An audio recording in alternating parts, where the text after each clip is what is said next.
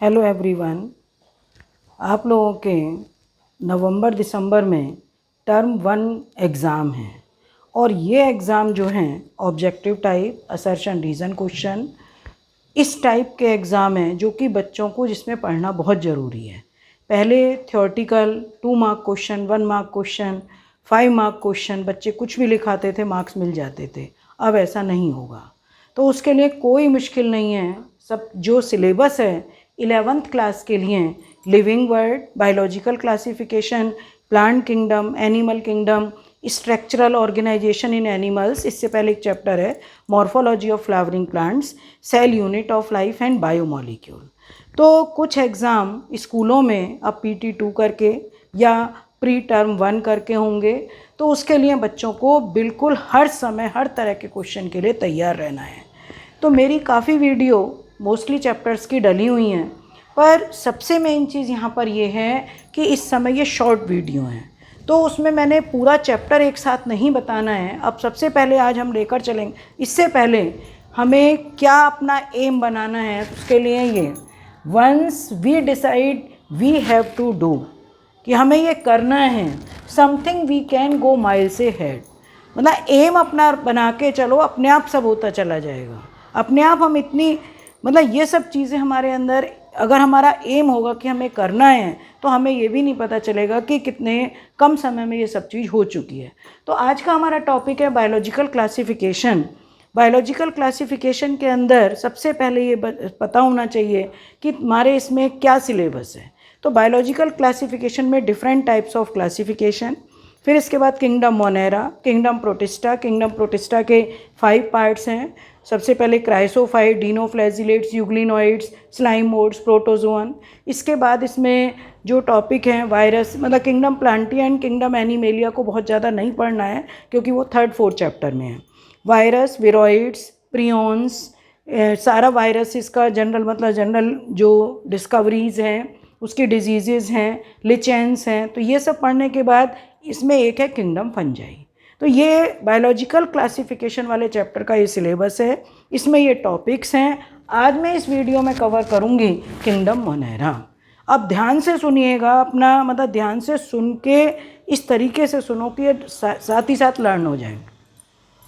Kingdom मतलब कोई diagram नहीं, अगर डायग्राम वाली कोई वीडियो मेरी देखनी है तो वो वीडियोस डली हुई हैं, वहाँ पर आप देख सकते हैं। सबसे पहले what is classification.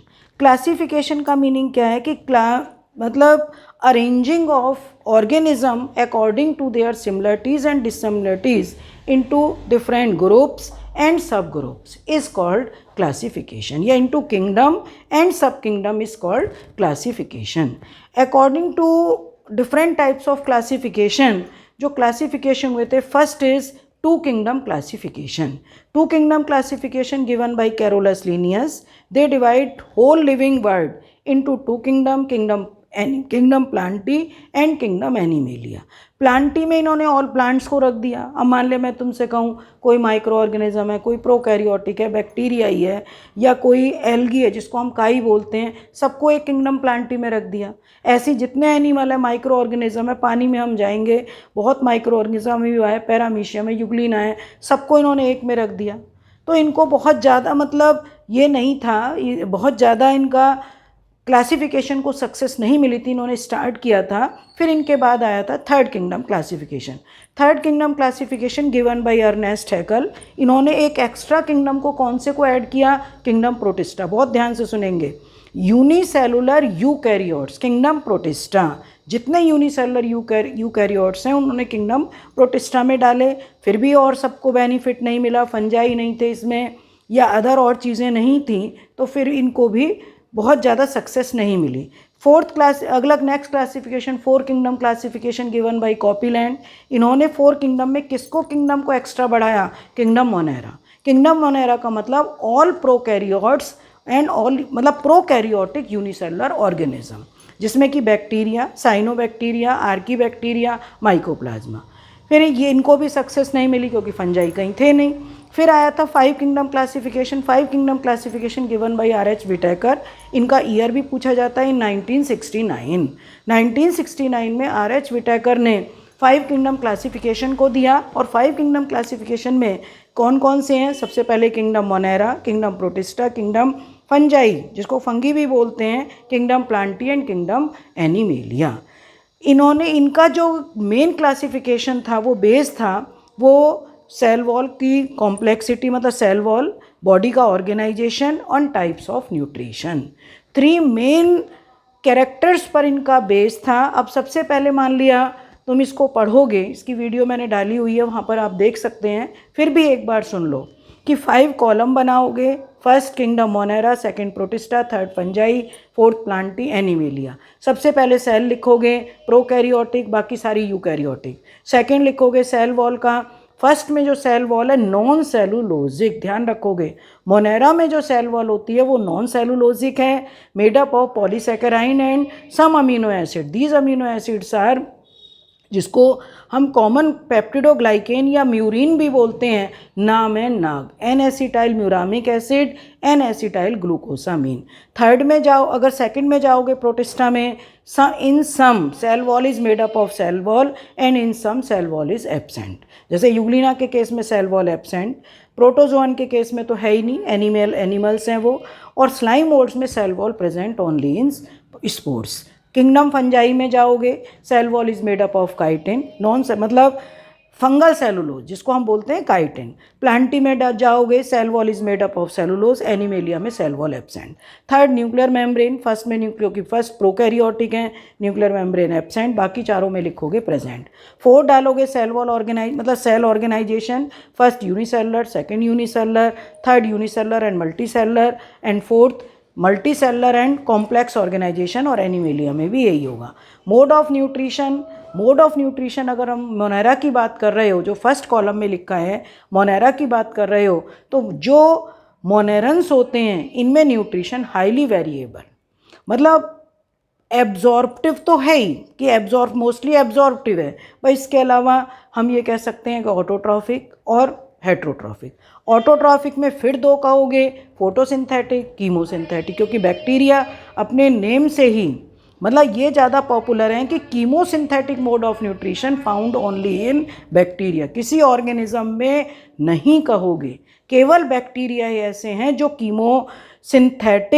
Chemosynthetic mode of nutrition को शो करते हैं। कीमोसिंथेटिक मोड ऑफ न्यूट्रिशन का क्या मतलब है? अब जैसे मान लिया मैं कहूँ हाइड्रोजन बैक्टीरिया है, हाइड्रोजिनोमोनास, सल्फर बैक्टीरिया है, थायोबेसिलस, या हम ये कहेंगे कि nitrifying bacteria, Nitrosomonas, नाइट्रोसोकोकस and Nitrobacter. Hydrogen bacteria मैंने बताई दी, हाइड्रोजिनोमोनास। एक इसके अंदर मीथेन बैक्टीरिया, मैथेनोजेंस। तो ये जितने भी बैक्टीरिया आएंगे, आयरन बैक्टीरिया और रह गया फेरोबेसिलस, तो जितने बैक्टीरिया हैं ये अपने रिएक्शन के थ्रू, मतलब जैसे hydrogen bacteria, hydrogen water oxygen से रिएक्शन करके वाटर बनाएगा, तो जो एनर्जी रिलीज होगी उस एनर्जी से ही अपना फूड फॉर्मेशन करते हैं, कीमोसिंथेटिक। तो ये 2 पार्ट्स हो गए, एक मीथेन बैक्टीरिया ऑर्गेनिक है, बाकी चारों क्या होंगे? Organic, inorganic. फोटोसिंथेटिक की अगर बात करें तो फोटो ऑटोट्रॉफिक में कुछ ही है, green sulphur bacteria, purple sulphur bacteria. इनके फोटोसिंथेसिस और ग्रीन प्लांट्स के फोटोसिंथेसिस में क्या डिफरेंस है कि ग्रीन प्लांट्स का जो फोटोसिंथेसिस होगा 6CO2 + 12H2O, मतलब लाइट एंड क्लोरोफिल की प्रेजेंस में C6H12O6 + 6O2 प्लस एनर्जी, मतलब वाटर मॉलिक्यूल होगा, तो एनर्जी नहीं, मतलब प्लस वाटर मॉलिक्यूल। तो जो उसमें बाई प्रोडक्ट की फॉर्म में गैस निकलेगी ग्रीन प्लांट में, वो ऑक्सीजन गैस। बैक्टीरिया के केस में डिफरेंस यहाँ होगा कि जहाँ मैंने यहाँ H2O लिया है वहाँ पर H2S, ये वाटर से रिएक्शन नहीं करेगा। CO2 + H2S ये बैक्टीरियोफिल की प्रेजेंस में CH2O का होल पावर n + सल्फर, तो इनमें सल्फर जो एराइज होगी ये इनके फोटोसिंथेसिस से डिफरेंस है। बाकी अब दूसरा आया heterotrophic mode of nutrition. Heterotrophic mode of nutrition में क्या कहोगे कि जो हेट्रोट्रॉफिक मोड ऑफ न्यूट्रिशन ये भी कई टाइप का है। ये क्या क्या हो सकता है? Saprophytic, parasitic, symbiotic. अगर मान लिया सेप्रोफिट, ये बैक्टीरिया में न्यूट्रिशन भी चल रहा है, मतलब वहाँ भी काम आ जाएगा। तो जो अगर मान लिया saprophytic, death and decaying material पर लेते हैं, एज़ोटोबैक्टर वगैरह जो बैक्टीरिया हैं, death and decaying material, lactobacillus है, तो उनसे जब अपना फूड एब्जॉर्व कर रहे हैं, एब्जॉर्प्टिव मोड ऑफ न्यूट्रिशन, तो वो सेप्रोफिटिक हो गया। पैरासिटिक बहुत सारे बैक्टीरिया हैं, जितने हमारे डिजीज़ कॉजिंग बैक्टीरिया है, टाइफॉइड का बैक्टीरिया, सैल्मोनेला टाइफी, टीबी का बैक्टीरिया, माइकोबैक्टीरियम ट्यूबरकुलोसिस, कॉलरा, हैजे का बैक्टीरिया होता है, हैजे का मतलब जो विब्रियो कॉलरी, टिटनस का बैक्टीरिया, क्लॉस्ट्रीडियम टिटैनी, बहुत सारे पैरासिटिक। प्लांट्स में सिट्रस कैंकर जो बैक्टीरियल जो मतलब सिट्रस कैंकर डिजीज़ होती है तो वो भी बैक्टीरिया से होती है। तो कहने का हमारा मतलब है एनिमल्स में बैसिलस एंथ्रेसिस, एंथ्रेक्स की बीमारी एनिमल्स में होती है, सारे पैरासिटिक। अगर सिम्बायोटिक की मैं बात करूं तो सिम्बायोटिक में एक ही बैक्टीरिया का नाम सब बच्चों को याद होता है, राइजोबियम लेग्यूमिनोसोरम।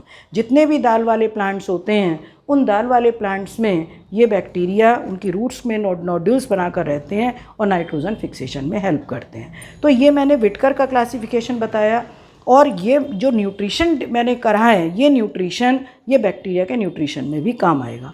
अब प्रोटिस्टा की बात करें तो प्रोटिस्टा में जो न्यूट्रिशन है इसमें मैंने 5 पार्ट्स बताए कि क्राइसोफाइट्स हैं, तो ये ऑटो फोटोसिंथेटिक हो गया, डीनोफ्लैजिलेट है फोटोसिंथेटिक हो गया, यूग्लिनोइड में मिक्सोट्रॉफिक मोड ऑफ न्यूट्रिशन, या प्रोटोजोन हेट्रोट्रॉफिक हो गया, स्लाइम मोड्स जो हैं सेप्रोफिटिक कंज्यूमर हो गए।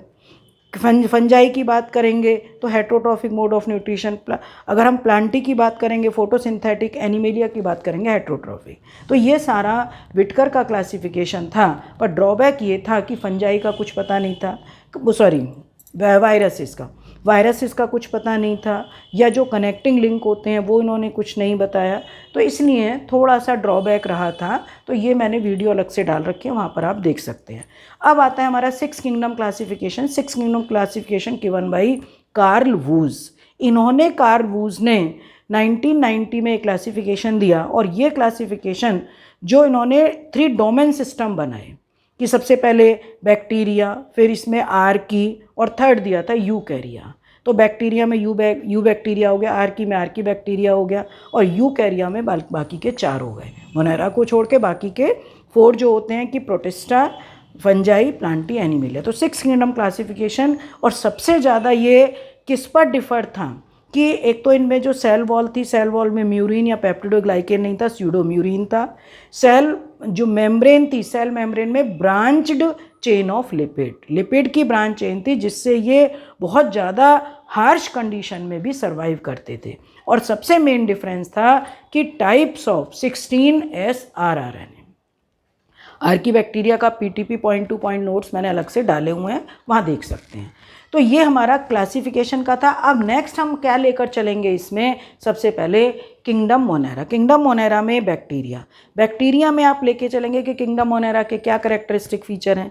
सबसे पहले किंगडम मोनेरा, ध्यान से सुनेंगे, kingdom Monera present, omni present, मतलब हर जगह हैं, वाटर में भी हैं, लैंड पर भी हैं, सॉइल में भी है। अगर हम एक हैंडफुल सॉइल को लेंगे, हंड्रेड्स ऑफ बैक्टीरिया उसके अंदर मिलेंगे हर जगह। केवल एक बारिश के जन में मतलब पानी में नहीं है, बाकी सब जगह हैं ये बैक्टीरिया, हर जगह प्रेजेंट है। बैक्टीरिया को एंटोनी वॉन ल्यूएनहॉक ने डिस्कवर किया।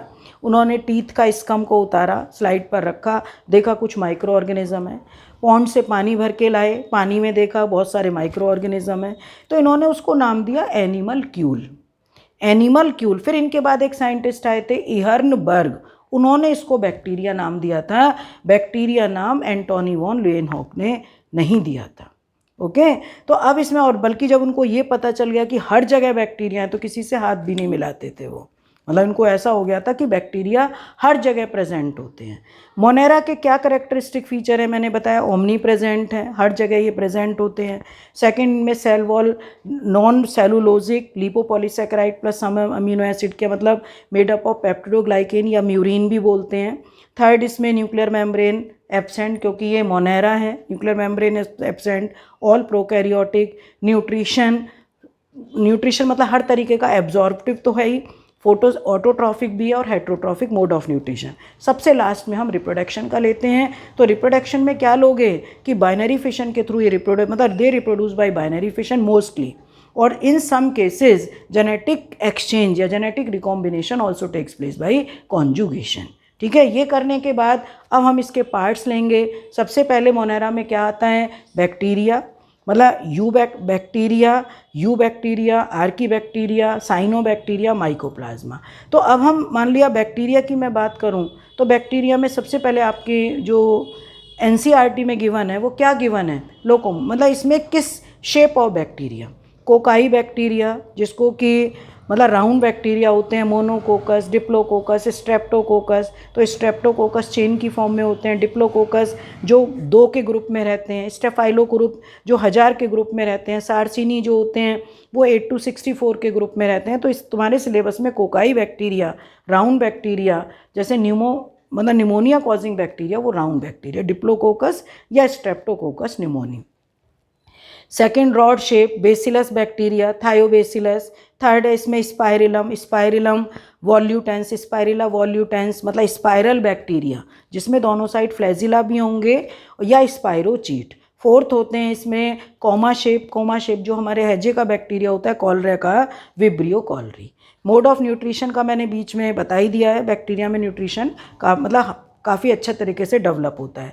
सेकंड हम आर्की बैक्टीरिया की भी बात हो गई है कि जो आर्की बैक्टीरिया है मोस्टली एनारोबिक, सबसे ज़्यादा एंशियंट ग्रुप जो आर्कियोजोइक एरा है उसके बैक्टीरिया हैं, क्योंकि जो अर्थ का ओरिजिन हुआ था वो एजोइक में हुआ था, और एजोइक में अर्थ का जो ओरिजिन हुआ था एजोइक में हुआ था, सॉइल वाटर के अंदर लाइफ का ओरिजिन हुआ, और ओरिजिन होने के बाद जब ऑक्सीजन बनने लगी, क्योंकि पहले इस एटमॉस्फेयर में ऑक्सीजन नहीं थी, जैसे जैसे बहुत टाइम के बाद, हजारों लाखों के सालों के बाद ऑक्सीजन रिलीज हुई, मॉलिक्यूलर ऑक्सीजन से रिएक्शन करके ओजोन लेयर बनी। ओजोन लेयर जब बन गई थी यूवी रेस का आना बंद हो गया था, तो जो माइक्रो ऑर्गेनिज्म जिनका डेवलपमेंट, जिनका ओरिजिन वाटर में हुआ था, सी में हुआ था, वो निकलकर अर्थ पर आने लगे। पर अर्थ पर टेम्परेचर इतनी हार्श कंडीशन थी, केवल कुछ को छोड़ के सब कोई भी सर्वाइव नहीं कर रहा था। तो जो उस समय सर्वाइव कर रहे थे वो थे आर्की बैक्टीरिया। सी में बिल्कुल बेस पर आर्की बैक्टीरिया प्रेजेंट, मतलब वहाँ आर्की बैक्टीरिया प्रेजेंट। और आर्की बैक्टीरिया मैं बता चुकी हूँ, ये आर्की बैक्टीरिया बहुत हार्श कंडीशन में क्यों रहते हैं, सेल वॉल में डिफरेंस, सेल मेम्ब्रेन में difference, types of 16S RRNA। ये थर्मो एसिडोफिल्स जो कि बहुत ज़्यादा हाई टेम्परेचर हॉट स्प्रिंग्स में रहते हैं, हेलोफिल्स जो बहुत हाई pH में रहते हैं, सॉल्टी एरियाज़ में, और बहुत ज़्यादा जैसे कहते हैं मार्शी एरियाज़ में मेथेनोजेंस। तो मेथेनोजेंस या मेथेनोकोकस वो र्यूमिनेंट एनिमल, कैटल, काऊ और बफेलो के कंपाउंड स्टमक का जो लार्जेस्ट फर्स्ट पार्ट होता है र्यूमेन, उसके अंदर ये प्रेजेंट होते हैं। ये आर्की बैक्टीरिया। साइनोबैक्टीरिया किस लिए बोलते हैं, क्योंकि उनमें क्लोरोफिल ए प्रेजेंट है, क्लोरोफिल ए के साथ C5 C5 ये इनके अंदर पिगमेंट प्रेजेंट हैं। तो ये फोटोसिंथेसिस की प्रोसेस, सबसे पहले तो ये यूनिसेलुलर हैं, कॉलोनियल हैं और एक फिलामेंटस स्ट्रक्चर है। इनमें एग्जाम्पल, साइनोबैक्टीरिया का एग्जाम्पल नोस्टॉक, एनाबीना। इनकी जो कॉलोनी होती है, कॉलोनी के सराउंड ये म्यूसिलेजिनस शीथ होती हैं, और कॉलोनी की सारी सेल्स एक सी होती हैं, पर कुछ सेल्स थोड़ी सी अलग हो गई हैं। इनको क्या बोला गया है, हेट्रोसिस्ट। हेट्रोसिस्ट क्यों बोला गया है, क्योंकि इन सेल्स के अंदर मतलब 2 तरह की होती है, एक रिप्रोडक्टिव हार्मोगोनिया होती हैं, हेट्रोसिस्ट होती हैं। हेट्रोसिस्ट में नाइट्रोजन फिक्सिंग जीन्स हैं, और नाइट्रोजन फिक्सिंग जीन्स जो होती हैं वो नाइट्रोजन के फिक्सेशन में हेल्प करती हैं, नोस्टॉक और एनाबीना, ठीक है। और हार्मोगोनिया के थ्रू ये एसेक्सुअल रिप्रोडक्शन करते हैं। तो बहुत ज़्यादा स्लाइमी कंडीशन के जो एराइज होती है कि हम पॉन्ड में घुस रहे हैं, बहुत चिकना है, स्लाइमी कंडीशन है, तो ये बैक्टीरिया मतलब मोस्टली साइनोबैक्टीरिया वहाँ प्रेजेंट होते हैं। और ये वाटर ब्लूम, ऑसिलोटेरिया एक एग्जाम्पल है जो वाटर ब्लूम कॉज करता है, पॉल्यूशन इंडिकेटर को भी शो करते हैं, बहुत सारे हैं। अब जैसे मैंने एक बता रखा है रेड सी, एक वीडियो में मैंने डाला हुआ है, क्वेश्चन भी डाले हुए हैं कि रेड सी किसके थ्रू कॉज होता है। 3 चीज़ें होती है, red tide, red seed, red snow. तो रेड सी ट्राइकोडेस्मियम एराइथ्रियम जो कि क्या है, एक साइनोबैक्टीरिया। तो साइनोबैक्टीरिया मतलब बहुत तरीके से इसमें है कि न्यूक्लियर मेम्ब्रेन, जो पूरा न्यूक्लियर मेम्ब्रेन, तो क्योंकि ये मोनेरा में न्यूक्लियर मेम्ब्रेन तो एब्सेंट होगा, सिंगल कॉइल डीएनए इनके अंदर प्रेजेंट होता है जिसको न्यूक्लियोइड बोलते हैं। गैस वैक्यूल्स होता है, cyanophycean granules, protein granules, glycogen granules, ये सब इसके अंदर प्रेजेंट होती हैं। थाइलेकॉइड प्रेजेंट होते हैं जो ग्रेनम नहीं बना रहे। क्लोरोफिल ए है तो इसलिए ये फोटोसिंथेटिक हैं। मोड ऑफ न्यूट्रिशन इनका फोटोसिंथेटिक होता है। Asexual reproduction takes place through hormogonia, through auxospores, मतलब इसके या मोनोस्पोर्स के थ्रू होता है, और सेक्सुअल रिप्रोडक्शन डिटेल में नहीं है, केवल ये जेनेटिक रिकॉम्बिनेशन के थ्रू कुछ बैक्टीरिया के अंदर प्रेजेंट है, मतलब साइनोबैक्टीरिया में। ओके, तो यहाँ पर अब आता है mycoplasma. Mycoplasma cell wall absent, सबसे पहला point, mycoplasma cell wall absent. दूसरा स्मॉलेस्ट सेल माइकोप्लाज्मा गैलीसेप्टिकम। तीसरा प्लूरोनिमोनिया लाइक ऑर्गेनिज्म, मतलब also called MLOs, molecules like organism या pleuropneumonia like organism. Due to absence of cell wall they are called jokers of the plant kingdom.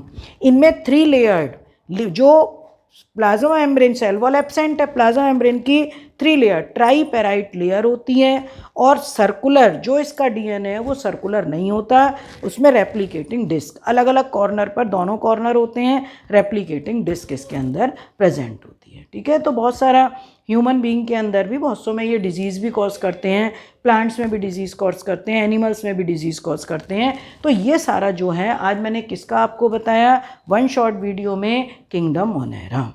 तो इसको ध्यान से सुनना, और सुन के आपको ये लगेगा कि हमें ये लर्न हो गया। Okay, thank you.